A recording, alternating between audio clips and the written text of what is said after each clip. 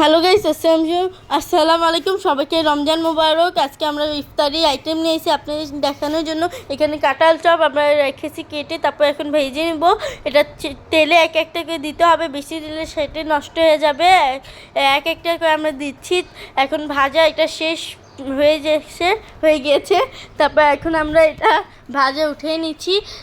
তারপর আলু চাপের জন্য আমরা এখানে ভর্তা করে রেখেছি। তারপর এখন আমরা বেসন গুলিয়েছিলাম বেগুনির জন্য, বেগুনি এখন ভাজতেছি। দুইটা করে দিচ্ছি। তারপর আবার একটু পরেই আমরা চারটা করে দেওয়া শুরু করছি, কারণ অনেক দেরি হয়ে গেছিলো ইফতারির সময়। এখন উঠিয়ে নিব আমরা বেগুনি সব তাড়াতাড়ি করে এবার উঠিয়ে নিয়েছি। তারপর আমরা এখন ভর্তা আলু চপ বানাবো। এখন বানানো শেষ, আমাদের আজান দেওয়া দিবে। এখন দেখে সব সাজিয়ে এই যে এটাই আমাদের আজকে ইফতারি। তারপর আমরা মাংস নিয়ে এসেছি, রাতে পোলাও রান্না হবে দেখে মাংস এনেছি। মাংস ঝোল করে রান্না শেষ, এখন পোলাও আমরা রান্না করব। এটা শেষ, এখন মাংস পোলাও রান্নাও শেষ আমাদের হয়ে গিয়েছে। পোলাও রাত্রের জন্য আজকে হয়েছে দ্বিতীয় দিন। আজকে আমরা সামোসা বানানো, দুই ধরনের, একটা মিষ্টি একটা ঝাল। এটা ঝাল সামোসা আছে, তারপর এটা বানানো শেষ।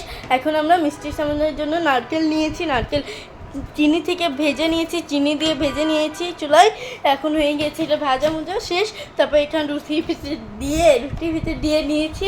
এখন আমরা এটা মুড়িয়ে শেষ হয়ে যাওয়ার পর ভেজে নিব আমরা মোড়ানো। এখন আমরা মুড়িয়ে নিব এটা এখন ডিজাইন করা শেষ হলে আপনাদের দেখাবো। এই ডিজাইন করা শেষ হয়ে গিয়েছে। এখন আমরা ভেজে নিব। এটা ভাজা রেডি করা শেষ। এর মিষ্টি আছে আর এটা ঝাল আছে, ঝাল সমোসা এটা ভাজা শেষ। এখন মিষ্টি সমোসাও ভাজা শেষ।